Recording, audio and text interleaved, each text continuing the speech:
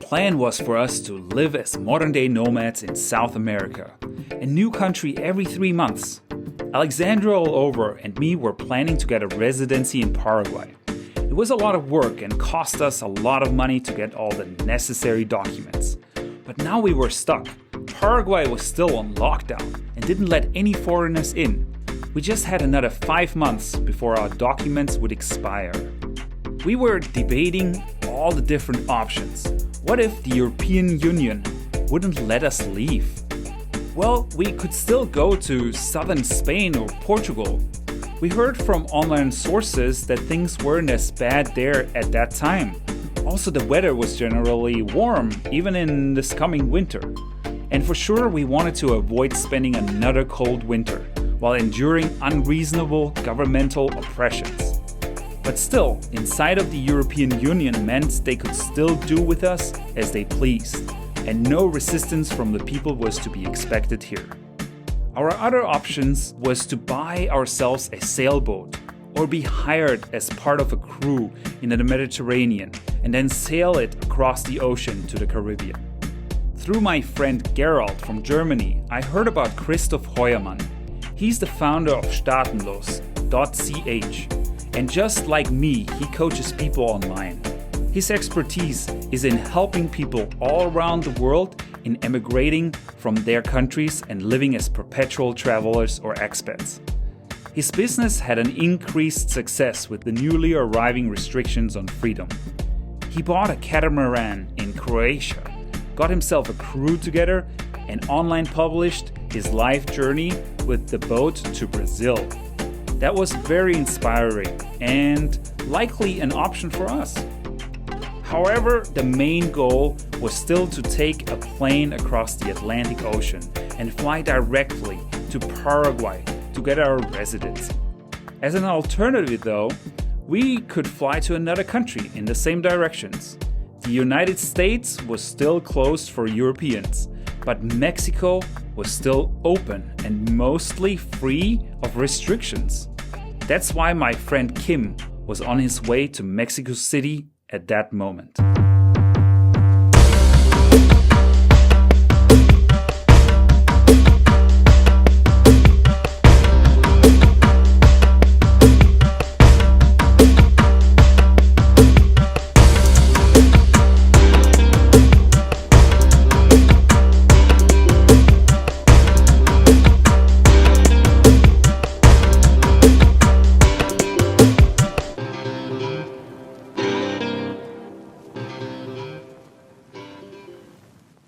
Kim's flight was from Bulgaria through Madrid to Mexico City and then onward to the west.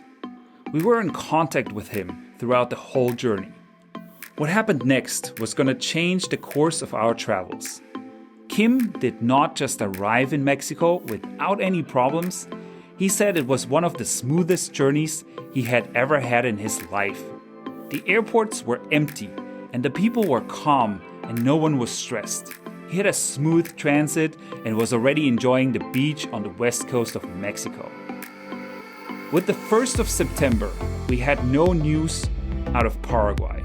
The borders were still closed and we decided to fly to Mexico instead. Puerto Vallarta, here we come.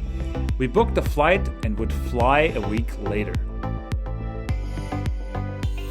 But there was still lots to be done. We had to move out of the apartment and get rid of the rest of all of our stuff. And then pack. Minimalistic.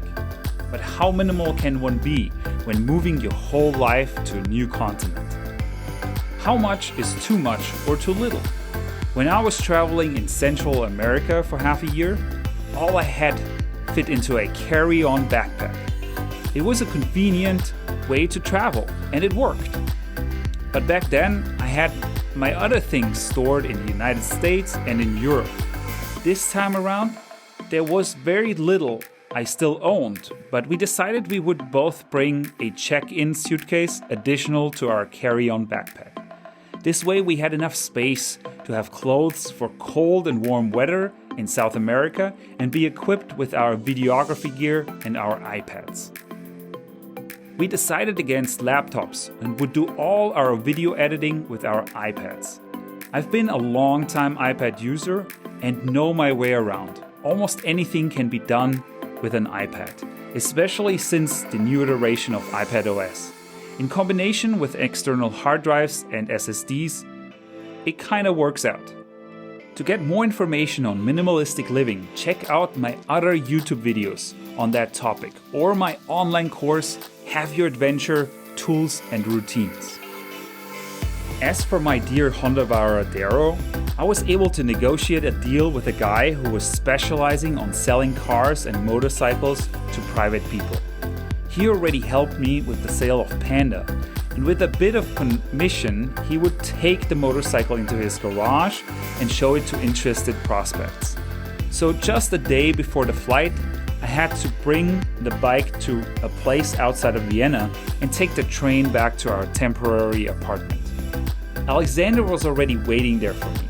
We packed till late night and really just had a few hours of sleep before taking a car-to-go rental car to the airport. Once we arrived at the airport, checked in, sat down and waited for the plane, the stress settled and the whole journey just got real. This is usually the moment when I start to appreciate being on the road or in the air. Now the old, past life was left behind. Now nothing could stop us anymore, right?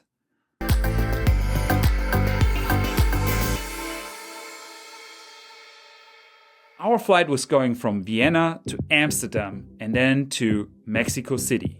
The airline KLM. The last time I was flying with KLM, they lost my luggage. And then at least they compensated me for it. But still. And now, how bad could it be? Well, the luggage was fine. But I'll tell you what, these flight attendants were about the rudest I've ever experienced in my whole life. And I traveled to over 50 countries. They were ordering us around, yelling at us, and feeding us soy food. Considering our fears were mostly directed towards not being able to leave Europe at all, this was a small price to pay for freedom. Once we arrived at Mexico City, still worried that they might send us back for whatever crazy reason authorities could be coming up with these days, our fears vanished and we understood we could start a new life.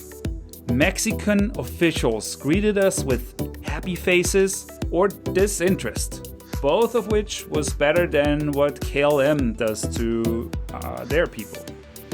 We were granted a 6 months entry into Mexico and we were immediately switched from survival mode to exploration mode. We had a hotel booked through Booking.com. This website would become a staple of our regular search for places to stay. Especially useful when you want to stay as flexible as possible till the last moment.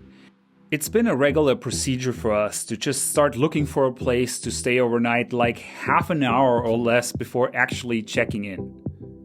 Booking.com seemed to have given us the best deals so far, just really beaten by walking up towards the hotel reception and asking them to give us a better deal than Booking. We were planning to stay 2 nights in Mexico City. Neither of us had ever been here before and we wanted to give it a bit of an exploration. After all the sitting in the planes, I was ready to walk through the streets and get my step count going. The beautiful old city center was on our first night's menu. We were both so surprised how clean the streets were. There was cleaning personnel that literally cleaned each cobblestone with a brush. We were a bit late though. Due to the current restrictions, restaurants were forced to close at 10 p.m. So we discovered streets a bit more outside of the center. With all the restaurants closed, I had hard time getting my Paleo food going. I had to settle for my first street food tacos. And that's when I realized it. 3 years of Spanish at university, and I can barely order street tacos. An initial frustration that improved over the course over the next couple of months. So anyways, the second day in Mexico was just walking to the outskirts of Old Town and getting ourselves mingled into the local markets and all the sales places. It was fun to see how people were not afraid to be outside and hung out together in big crowds. No unreasonable laws can keep Latin people from losing their friendly vibes and their need of being together. Mexico City is one of the highest capitals of the world, and due to low air pressure, our hands would swell. Something locals would tell us to be just a temporary phenomenon. Well, high five to that. For more information on our first day in Mexico, check out Alexandra Allover's channel for her videos on that topic. With the feeling of just having arrived in the new world, the journey was going forward with us flying to Puerto Vallarta to meet Kim and his Norwegian friend Ole. That would be our way to start in our next big adventure. Where to stay and what to do with our lives here in Mexico. Well, we hadn't really thought that through yet. Hear more about how our journey continues in the next episode of the Adventure Escape Diaries. With this inspirational journey continuing in the next video, I want to make you aware of my current offer for a free online coaching session with me. With the Adventure Escape Diaries, you can follow my journey to personal freedom, and now let's make your dream life possible as well. You want to talk to me about reaching your fitness goals, healthy eating on the go, or need help immigrating from your country and finding a new home? I'm here for you, and I can point you into all the right directions. Get inspired by this one-time session or join me for regular coaching. So go ahead, follow the link in the description and book your free appointment right now. I can't wait for you to plan your own escape and join the adventure.